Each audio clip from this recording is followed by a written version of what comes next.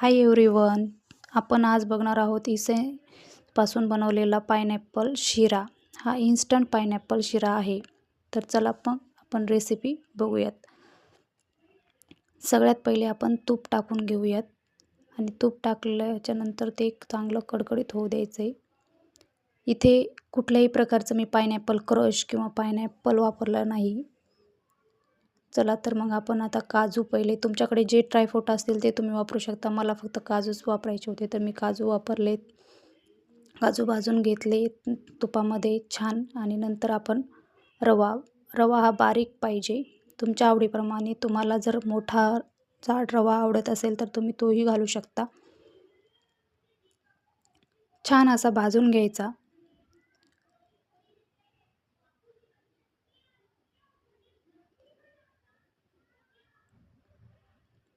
सारखं सारखं त्याला परतत राहायचं, नाहीतर तो करपेल.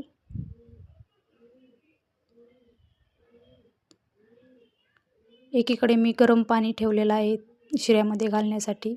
आता आपण यामध्ये साखर टाकून घेऊयात. मी 1 वाटी रवा घेतला होता आणि 1च वाटी साखर घेते. तुम्ही तुमच्या आवडीप्रमाणे साखर कमी जास्त करू शकता.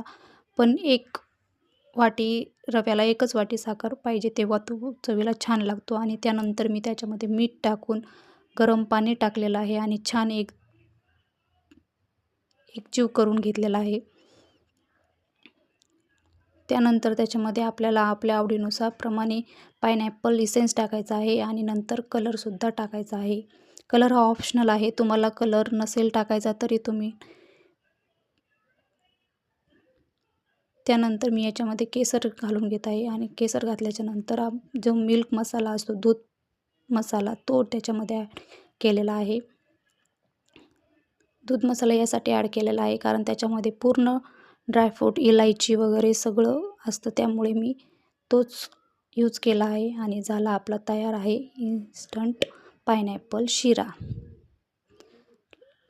व्हिडिओ आवडल्यास लाईक, शेअर आणि सबस्क्राईब करायला विसरू नका. Thank you for watching.